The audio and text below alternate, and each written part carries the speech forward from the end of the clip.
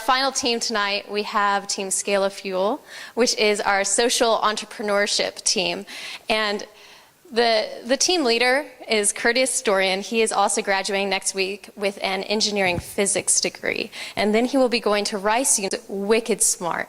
And he actually, hopefully he doesn't hate me for telling the story, but whenever I approached him about being a team leader, he came into my office and looked at me and said, "But I'm not a leader." And so I think that you guys will see from his team just how much of a leader he really is, because he is someone who I look up for his intellectual capability and his ability to bring people from different backgrounds together on one common project and goal. So with that, I'd like to introduce Curtis.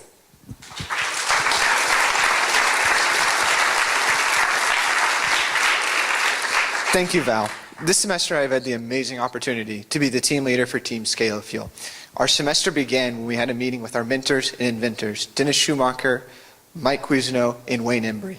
Dennis and Mike, who work with the organizations of 1040i and Schumacher and Associates, have over 50 years of combined experience in Africa. And from this initial meeting, they gave their original viewpoint of a biofuel project in Africa and how it could be useful, and gave us the initial push to where we needed to go for culture.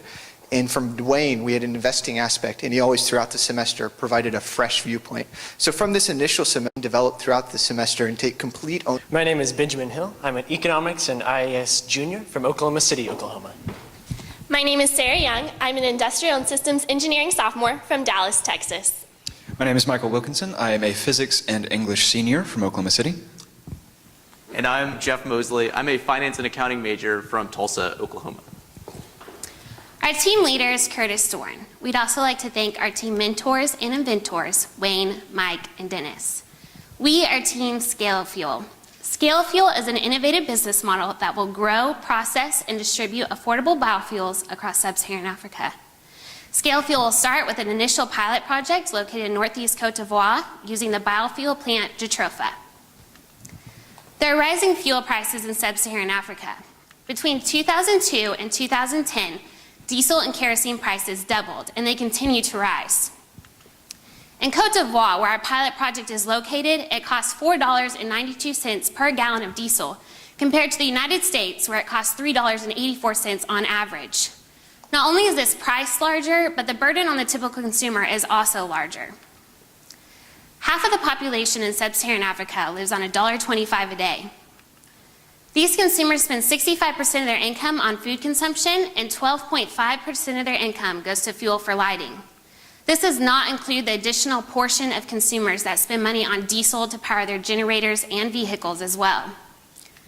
There have been attempts to address this problem. In many countries, the government has tried to subsidize fuel, but they've been unable to subsidize it high enough, or the subsidy has been unsustainable. With the market potential to provide a more affordable alternative fuel source, biofuels are a great solution.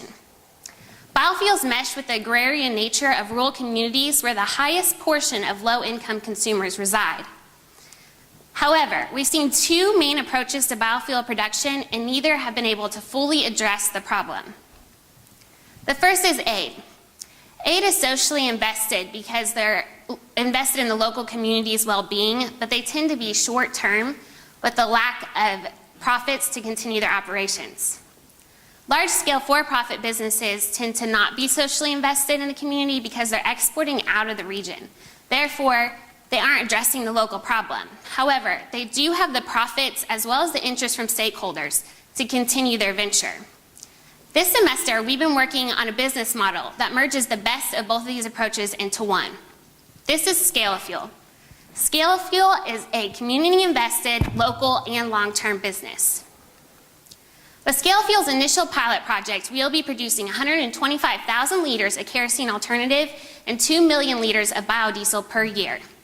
Additionally, Scalafuel is bringing all the stakeholders to the table. This includes consumers, investors, as well as community leaders to ensure that Scalafuel will be successful in the long run, profitable, as well as providing a more affordable alternative fuel source for the consumers. Lastly, Scalafuel will be keeping $1.5 million in the region and creating 985 jobs. Now Ben's going to tell you more about our initial pilot project and why we've chosen the location and plant that we have. Thank you very much, Jill. Scalafuel will begin with a 500-hectare farm in Côte d'Ivoire. For reference, 500 hectares is about 4 times the size of the OU Research Campus. Specifically, we're going to be operating in the Zanzan region. Now, the story of why we chose Côte d'Ivoire begins with the people we've been involved with, Mike and Dennis. Together, they have a lot of experience in this region, and their contacts and relationships already established will make our business a success. Moreover, the place itself, the Zanzan, it's rural, meaning there's a lot of underutilized land and an agricultural workforce capable of working that land. Additionally, fuel is costly there. As Jill mentioned, almost $4.92 a gallon, and this is particularly onerous for these low-income consumers. Thus, there's a demand for a more affordable fuel source. Also, the government of Côte d'Ivoire has taken a very pro-business stance. There are investment incentives for potential investors, such as an 8-year tax holiday on profits, as well as reduced tariffs on imports of capital goods. Now, the key to any successful biofuel project is choosing the right plant. For Côte d'Ivoire, Jatropha is the right plant. It measures the climate. It needs roughly 600 to 1,000 milliliters of rainfall to be productive, roughly the same climate as Oklahoma, and Côte d'Ivoire also falls well within this range. We will irrigate to mitigate against the risk of drought, however. Moreover, it can grow in low nutrient soil, meaning it requires very little fertilization. It has a great yield, 2.5 liters per plant per year, which is particularly good considering the soil and climate conditions we're going to be working in. Moreover, it can be harvested quickly within the first 8 months, meaning our business can get off the ground and running quite rapidly. Jatropha has the flexibility to reach multiple markets in the Zanzan region. Beginning with the nut, you can press that into Jatropha oil, which can supply the needs of a small lighting market. But with a 61-cent markup on our product, this market is quite profitable. Now, to expand and grow our business, we can process that Jatropha oil into biodiesel. Biodiesel supplies the large need of people to fuel their generators and vehicles. While less profitable, it shows the greatest potential in the long run. So, with our 500-hectare farm in Côte d'Ivoire, we can supply a more affordable fuel to the Zanzan region. Now here's Sarah to talk about the markets we're going to be entering into. Thank you, Ben. The success of Scalafuel is heavily dependent on its product flexibility with Jatropha. The first market that we're going to be looking at and entering into is that of Jatropha oil. This is because Jatropha oil is easier to process, and in addition, it has a higher markup for us and it's more profitable. Currently, we'll be competing against kerosene in the area for lighting. This is a $450,000 market with 108,000 users we have identified in the area. Scalafuel will take a 33% market share of this, worth $106,000, and this has been calculated looking at past products adoption rates as well as consumer preferences for our products. That means that we will be putting 125,000 liters of Jatropha oil into the market each year by year 5 of our 500-hectare farm. We're looking out into year 5 because that is when our plants have been completely matured and are producing at a consistent and constant rate. Now, the second market that we will be entering into is that of biodiesel. Biodiesel will be competing against conventional diesel, which is an $8.1 million market with 18,500 users in the area that are currently using diesel for powering their generators and vehicles. Scalafuel will take a 27% market share of this, worth $2.1 million, and be putting in 2 million liters of product into the marketplace each year. Now, the key to our success is our competitiveness of our products, and that's how we're going to be attaining these very large market shares. Looking at price, Jatropha oil will be sold for 85 cents a liter, while kerosene is being sold currently for 90 cents to $1.20 per liter, giving us the advantage of price. Next, looking at efficiency, Jatropha oil is 50% more efficient. That means if you had a lamp and filled it with 1 liter of kerosene, and you took another lamp and filled it with 1 liter of Jatropha oil, the lamp filled with Jatropha oil would burn for 1.5 times the length, giving the customer a better value and a better price for a better product. Next, looking at adoption, we do see that in order to convert to Jatropha oil, you must purchase a 60-cent lamp. This is and it's only offered in small sizes as compared to kerosene, which is offered in small sizes and larger sizes. This small inconvenience of a user that's currently using a large kerosene lamp to buy multiple small lamps to still fill their lighting need can be compensated for in the price advantage that they will see. Finally, looking in the category of safety, we see that jatropha oil actually burns with no soot as compared to kerosene, and those health benefits are enormous and almost immediately aware to the average consumer. Finally, jatropha oil is also a mosquito deterrent. Now, looking at our next product, that of biodiesel, we will be competing against conventional diesel. Our price will be $1.05 a liter, and diesel is currently going for $1.24 to $1.30 in the area. However, our biodiesel is 11% less efficient, but this has been taken into account in price. Next, looking at adoption, we see that the consumer also has to purchase a $50 kit in order to run their vehicle or generator off of biodiesel. But we are going to be taking a bundling approach to circumvent this. That means that we are going to take the cost of the conversion kit and pair it with a tank of biodiesel for a first-time user and sell that to them at cost, and this cost will be less than if they were to purchase just a tank of diesel. Finally, looking at the supply, we see that biodiesel has a local supply chain. And although this may not be important to the average consumer, when you are making contracts with larger businesses in the future, we see that this is a long-term benefit. So, Scalafuel will be taking advantage of Jatropha's product flexibility by entering into the markets of Jatropha oil and biodiesel, and our products will succeed in these markets because of their competitive advantage, most importantly, price. Because these consumers are living on very low incomes, they're extremely sensitive to price, and often that is the only metric that they care about when making a purchase. Now here's Michael to tell you more about our business model and how we will implement this. Thank you, Sarah. Now, in order to achieve these market penetration rates, Scalafuel needs to be vertically integrated. First step of our value chain is cultivation. Breeding is essential when dealing with jatropha because if you're not careful about your seed selection, you can get 50% of your plants bearing no oil-bearing fruit at all. Your first step of defense against this is a good supplier. Suppliers can guarantee upwards of 90% yield rates on the seeds that they give you. However, suppliers have almost necessarily produced these seeds in regions with climates different than the one we'll be working in. So it is essential that Scalafuel have its own nursery. The nursery will allow us to vet these plants before moving them onto our field to ensure that we're having the most productivity per plant possible. Plants produced in our nursery are then ready to be moved for our field. This will require about 800 harvesters in season and 100 caretakers year-round. This is the most labor-intensive stage of our value chain, but with good management practices, we can turn this to our advantage because such a large labor force gives us a measure of control over our plant production, ensuring that through good pruning and general agronomy practices, we can have the greatest yield per plant possible. Our raw material will then be ready to be processed to our final product. Now, we have to do this ourselves because there's no one in the region that can do it for us, but it's still a good thing that we're doing it because it allows us for more easy management of our supply chain. We don't have to deal with shipping our raw product to another party, getting it back, and then doing quality control tests. We can do this all on-site and ensure that our products are up to our quality standards. Our products are then ready for distribution. The first and most obvious place to do this is at our farm itself. There are almost no costs associated with running such a storefront. Although it's a low revenue booster, there's no great reason not to do it. We will also be maintaining a storefront in the nearby city of Buna. Buna is small enough to require only one storefront, and doing this ourselves allows us the greatest profit margin off of our products because we don't have to give a cut to distributors. We'll also be partnering with looking for commercial contracts in the region that have shipping companies and such that pass through Buna in order to expand our market access. Lastly, we will be partnering with local suppliers to reach the larger Zanzan region. While we will have the one store in Buna, it's impractical for us to maintain storefronts across this wide area. So we'll be partnering with local distributors to sell our products so that people can buy our fuel in places that they're already accustomed to buying fuel. So through the benefits that having a nursery gives us and the control that we gain through doing the growing and processing ourselves, as well as our 4 distribution steps, Scalafuel needs to be vertically integrated. In order to achieve these distributions, education is an essential part of our value chain.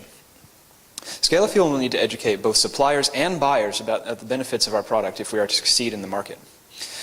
Suppliers are unlikely to carry our product if there's not a demand for it, but how do you create a demand when there's nowhere for people to buy the product? To overcome this obstacle, we will be using a push-pull strategy in our marketing. Firstly, we will be placing billboards in the more heavily trafficked areas, such as the city of Buna. This will increase awareness of our brand and our product. But we will also be using a mobile sales force that will make week-long visits to nearby markets so that people can experience hands-on how our products benefit them through demonstrations and sales. This will allow us to grow demand for the product and be able to pull in suppliers to sell it. But suppliers are incentivized to sell our product not only alongside their products they're accustomed to selling, because we can offer higher profit margins than the existing products due to our lower cost structure. We are able to offer more money per liter for the supplier from selling jatropha oil and biodiesel than they're accustomed to receiving off of either kerosene or diesel. Thus, suppliers are incentivized to sell our products not only alongside those they're accustomed to selling, but to sell our products instead of those they're accustomed to selling, because they make more money per product sold than they do off of the current alternatives. So, in order to succeed in the market, Scalafuel needs to be vertically integrated, and we have developed an educational system to ensure that we're competitive in the marketplace. Now, here's Jeff to tell you more about our financials. Thanks, Michael. As we mentioned throughout the presentation, Scalafuel is a business, and our profitability will ensure our long-term sustainability. Working under the assumptions of a 500-hectare farm, 2 revenue streams coming from biodiesel and jatropha oil, and climate and soil information taken from data in the region, we have annual profitability in the 4th year of operations, as well as a 8th year ROI of 1.3 times our initial investment and a 10th year ROI of 2.4 times our initial investment. However, this is to be placed in the context of a capital-intensive farming and processing project. There are a lot of upfront startup costs dealing with processing equipment and land acquisition that once those are overcome, most of operating revenue goes straight into operating income, leading to a long-term profit potential. Our pilot project will need $1.1 million in an initial investment. And again, most of this will go to land acquisition and farming and processing equipment.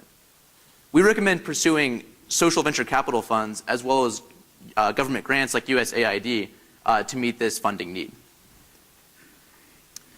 Investors should also be considerate of the social return on investment that this project will provide. We came up with 2 metrics to best demonstrate this to you all. The first is local job creation. The second is wealth kept locally. Our pilot project will create 985 jobs in the Zanzan region. 800 of these are harvesting positions that are seasonal, while the remainder are full-time farming jobs.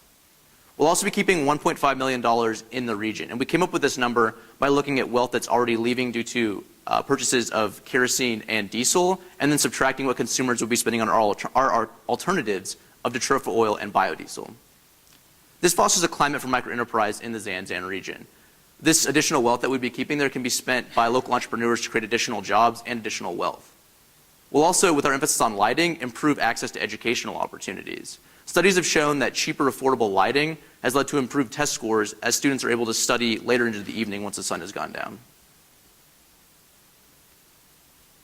Scalafuel has a lot of exciting growth opportunities because of our scalable nature. The first is expanding our pilot farm in Northeast Côte d'Ivoire. We'll start with a market selection, looking at an example market of the $2 million jatropha oil stove market or the $22 million mining operations in the region.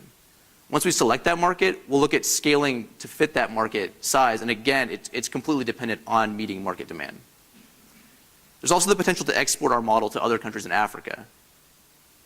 First, we'll look at identifying prospective sites. We have around 18 that meet similar requirements to where our pilot project is located. We'll then move on to developing relationships with the locals, and finally selecting a plant like jatropha or another biofuel plant like Miletia pinnata. However, we want to stress this is a long-term strategy. Because of the time that it takes to become profitable, this is something that is further down the road.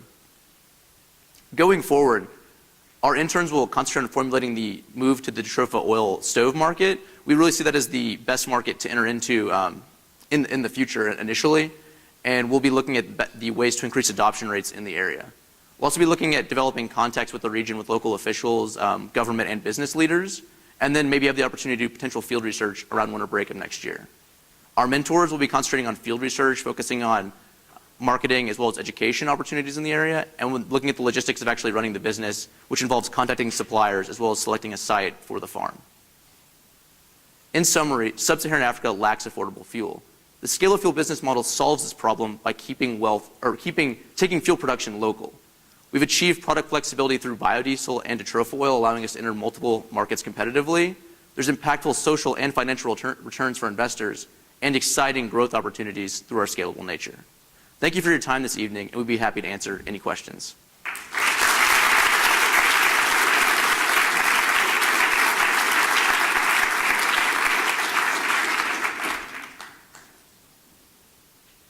Yes, sir.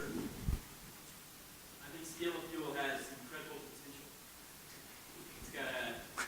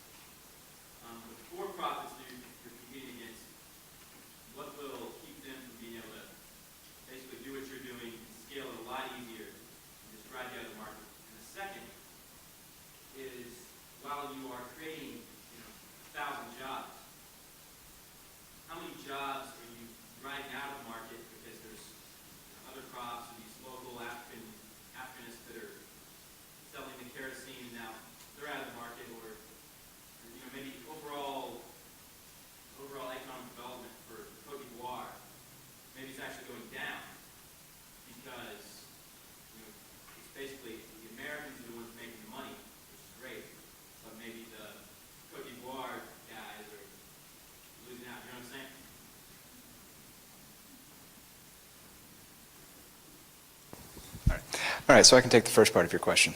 There are several reasons to believe that other competitors, we will be competitive against potential competitors that might arise in our market. Firstly, it takes a lot of investment in the region on the part of the people involved in it, and that's where Dennis and Mike are huge bonuses in our favor. There aren't a lot of people like them. Secondly, this is a potentially profitable market, as we've seen, potentially very profitable, but it loses a lot of this potential profitability by having two companies in the region because you have to compete on price, and that decreases the amount that you can make drastically. And currently there are no other projects in the region doing what we're doing. Additionally, it is good relationships with people in the region are also essential. You need permission from the king of the region in order to have a farm in the area to get the land, and we've already started establishing that relationship. He's very excited about our project. Furthermore, in addition to just the commercial projects, in terms of aid projects, once we're already there, they'll see the economic development we're creating in the region and would be likely to move to another place that doesn't already have this kind of project because they would be worse off. So because of the context we already have in the region and that we're the first there to do it, other projects would be better served by moving to one of the other 18 markets we just mentioned where they wouldn't have to compete with us because they would be much more profitable there, and so we have an advantage over the competition. All right, and with respect to the jobs question, will we be taking jobs in that region? For one, with the 800 harvesters, a lot of those are going to be seasonal laborers that come in from the neighboring countries of Mali, Burkina Faso, Ghana, and those are already integrated within the cashew industry. And the cashew industry actually ends its harvesting season right before Jatropha begins. So these people can move from cashew harvesting to Jatropha harvesting. We're not going to be taking away any jobs there as far as that's concerned. Now, with the people that we're going to be distributing to, we're asking that they use Jatropha oil alongside or in place of the products they're currently selling, not necessarily to have stalls that compete with them. So we're trying to integrate people into the distribution and sale of our products so we don't drive those people out of the market. And plus with this wealth that we're going to be keeping in the region and the jobs we're going to be creating, there's going to be untold economic growth and job opportunities that arise because of our project. Yes, ma'am.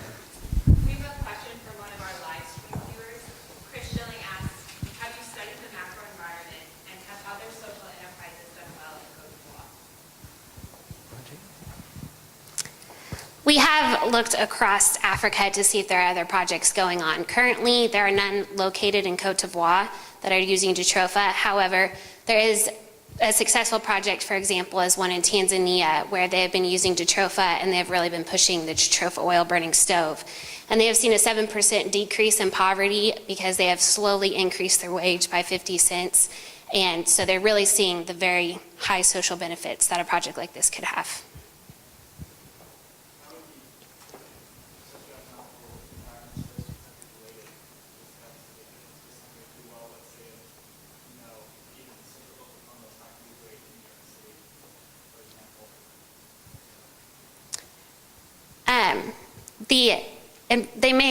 So the environment for the plant Jatropha is comparable in Côte d'Ivoire. Jatropha grows wildly there, so we feel secure that our plant will also grow well as it has in Tanzania.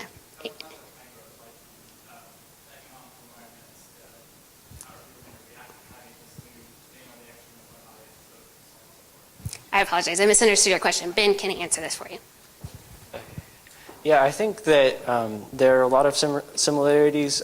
Where as far as wage levels, they're going to be roughly the same, but also they're both rural areas, rural agricultural zones. So insofar as you can compare those, that also exists. But it's not just Tanzania. There's projects that are closer in Burkina Faso and Mali. So, and those have had similar experiences. So I think it's fairly reasonable to assume that it will have the kinds of economic impacts that it has in other areas.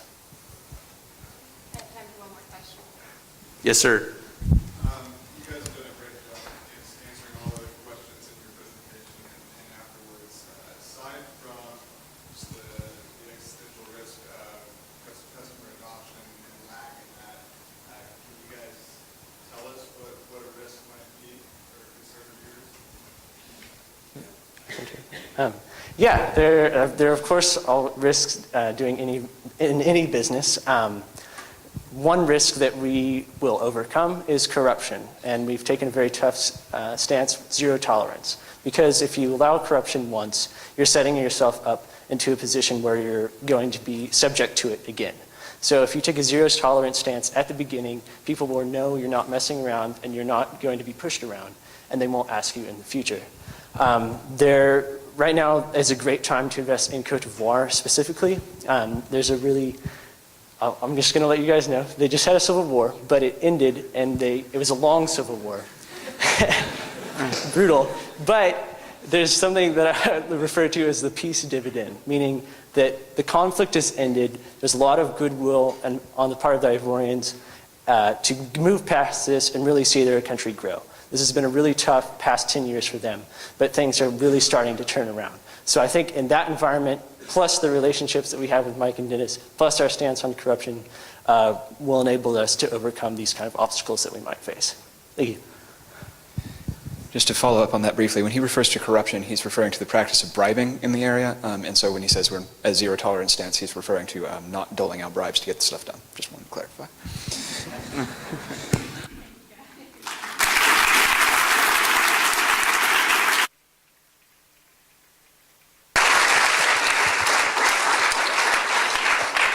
All right, fantastic job to all of our teams. I think there's a collective sigh of relief from this general area of the auditorium. However, I believe that now our incoming interns have seen how high the bar is set, and I fully believe that they can exceed the bar. Our new class of interns has an average GPA of 3.82. They represent 7 different colleges and a diverse collection of majors from a variety of engineering, business majors, economics, and our very first meteorology student, which I am very proud of personally. And also, more than a third of them can speak multiple languages. So I think that they are coming into a cohort of their peers, and they will exceed very well. I'd like to recognize each of them, and as I say their name, if you all could please stand and remain standing. All right. All right. Andrew Beliveau, Julie Bach, Parker Dooley, Allie Kalman, Charlotte Lunday, Susan Mooring, Sam Perrell, Tyler Pearson, Dan Phillips, Jeff Ray, Mubin Shakir, and Rebecca Stevenson. Welcome to the group.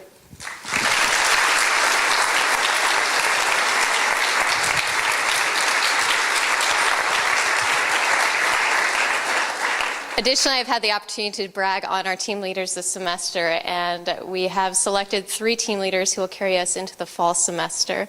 From the K-20 team this semester, we have Caroline Trump. Stand up. We also,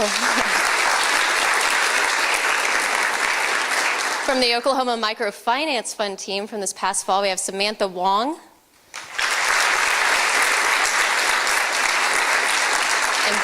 Finally, from the CCEW team, also from this past fall, we have Evan Fry.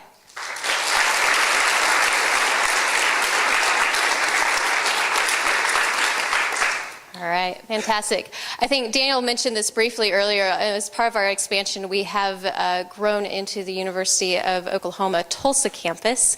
And this Thursday night, we will be having our first final presentation out there at the Learning Center. So I'd welcome all of you and invite all of you to please come to that. It's at 6 p.m. on the OU Tulsa campus.